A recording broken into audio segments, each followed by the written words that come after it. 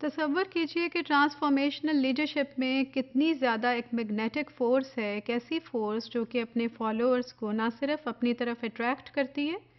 بلکہ ان کے اوپر ایک ہمیشہ کے لیے ایک ایسی چینج ان کے اندر لے آتی ہے کہ ان میں جو تمام تر ان کی صلاحیتیں ہیں وہ ٹرانسفارم ہو جاتے ہیں اس ویژن کے مطابق جو کہ لیڈر کی ویژن ہوتی ہے.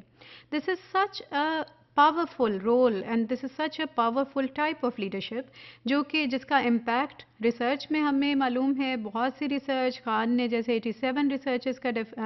ریفرنس دیا اور بہت سے لوگوں نے سینکڑوں اور کیسز کا ریفرنس دیا کہ اس کا کتنا اسٹرانگ انفلوئنس موجود ہو سکتا ہے. اب سوال یہ پیدا ہوتا ہے کہ اگر یہ اس کو ایکسرسائز کرنے والے لوگ انسان ہیں تو انسان کس حد تک ان بائسڈ ہو سکتا ہے، کس حد تک اس میں وہ ایبلٹیز موجود ہو سکتی ہیں جو کہ ہمیشہ انتہائی پازیٹیو فیکٹرز پر مبنی ہوں، انتہائی ایک پازیٹیو چینج یا ٹرانسفارمیشن کا باعث ہوں، جو کہ اپنے فالوورز کو تبدیل کرنے کا باعث ہوں. کیا اس پہ کسی طرح کی کرٹیک موجود ہے ریسرچ میں جو ہمیں وارن کر رہی ہے، ہمیں آگاہ کر رہی ہے and we are being just told to be careful when we study and when we just try to become a transformational leader or when we just try to start liking it too much, then is there any evidence, is there any critique available جو کہ اس کی کچھ ایک تاریخ side بھی دکھاتی ہے جو کہ کوائن کو فلپ کر کے ہمیں کوائن کی دوسری سمت بھی دکھاتی ہے یا نہیں.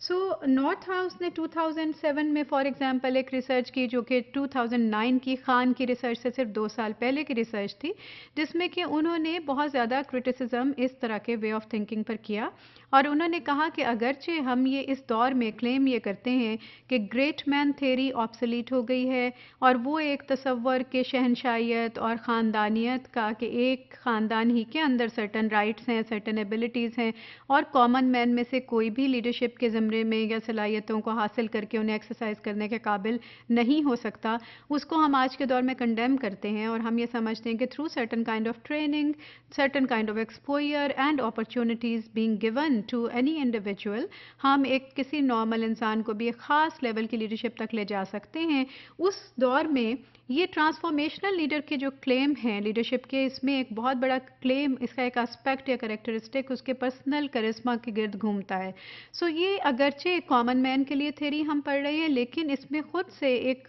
بہت مخصوص ایسی کوالٹیز ہیں جو کہ کس حد تک عام انسانوں میں موجود ہوتی ہیں یا نہیں. This is a big question mark. So in itself ہم کہیں ایسا تو نہیں ہے کہ پھر دوبارہ سے in a way we are going back to great man theory کہ جس میں کہ ہم بہت مخصوص کر دیں، کنفائن کر دیں لیڈرشپ کے اسپیکٹ کو.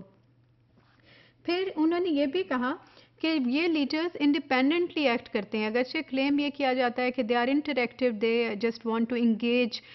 their team members, their followers with them in their mission and in their vision, but the fact remains کہ وہ بہت انڈیپینڈنٹلی کام کرتے ہیں. ان کی جو ساری کی ساری جو ویژن ہے وہ اس کی کریشن ان کے اپنے مائنڈ میں ہوتی ہے اور اس ویژن کو سمجھ کے وہ ان میں اتنی انفلوئنس کرنے کی صلاحیت موجود ہوتی ہے کہ وہ اپنی ٹیم کو انفلوئنس کر دیں اور اس ویژن کے مطابق لے کر چلیں. But they are working independently. So because of this factor کہ وہ انڈیپینڈنٹلی کام کر رہے ہیں اور اتنا انفلوئنشیل کر رہے ہیں، there is a possible potential threat کہ یہ جو ایبلٹی ہے یہ ہیومن بینگس میں not misuse this kind of ability اور ٹرانسفارمیشنل لیڈرشپ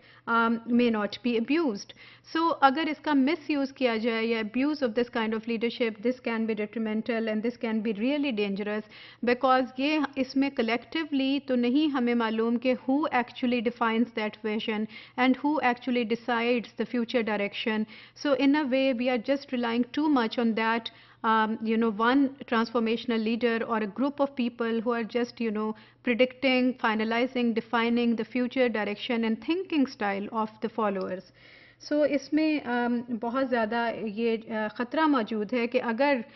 یہ فیصلہ کون کرے گا اور اس کی ایویلیویشن کون کرے گا کہ جو ڈائریکشن ہمیں دی گئی وہ واقعی صحیح تھی اور وہ ڈائریکشن صحیح تھی اور اچھی تھی یا نہیں. کیونکہ ہسٹری میں ایسی ایگزامپلس بھی موجود ہیں. بہت ایک فائن سا ایک لائن کا ڈفرنس آپ کو نظر آئے گا ڈکٹیٹرز میں اور ٹرانسفارمیشنل لیڈرز میں. اگر آپ اس بیلنس کو مینٹین نہیں کرتے اور اگر آپ اپنی ٹیم کو ساتھ ملا کے نہیں چلتے تو کوئی بھی ٹرانسفارمیشنل لیڈر کسی بھی لمحے ایک ڈکٹیٹر میں بدل سکتا ہے. اور ہسٹری میں ایسی ایگزامپلس موجود ہیں کہ جو ہمارے سامنے ڈکٹیٹرز کے نام، فار ایگزامپل ہٹلر، جس کے اندر کہ آپ کو وہ تمام تر کوالٹیز نظر آئیں گی جو کہ ایک ٹرانسفارمیشنل لیڈر میں ہمیں ایک ایٹریبیوٹس ہم پڑھتے ہیں اور دیکھتے ہیں، لیکن کس حد تک اس نے اپنی ٹیم کو افیکٹ کیا، ان کے ویژن کو اس نے کس حد تک سپریس کر دیا، جبکہ اس نے اپنی اس پاور کا یا اس ایبلٹی کا غلط استعمال کیا.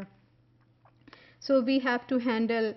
all of this ability very, very carefully. Then transformational leadership may be a personality trait or a personal disposition. یہ بھی ایک فیکٹر ہے کہ کیا کس حد تک یہ ساری کوالٹیز ٹرینیبل ہیں، کس حد تک ہم اس کو ٹریننگ، ایجوکیشن اور ایکسپوئر سے ان ایبلٹی کو پیدا کر سکتے ہیں، یا پھر کہیں ایسا ہے کہ یہ گاڈ گفٹیڈ یا ایک بائی برتھ انہیریٹڈ جینیٹیکل یہ فیکٹرز ہیں جو کہ ہمیں ملتے ہیں، اور ان کو تبدیل کرنا کہاں تک ممکن ہے یا نہیں، یہ بھی ریسرچ میں ہمارے لیے اس کا کلیئر ایویڈنس نہیں ہے. تو اگر یہ ایک خاص قسم کے جینیٹیکل فیکٹرز ہیں یا ایک خاص قسم کی پرسنالٹی ٹریٹس ہیں، then what is the difference then between the trait theory and the great men theory, and then eventually comparing them with the transformational leadership. So there is not much clarity available in the research on that too.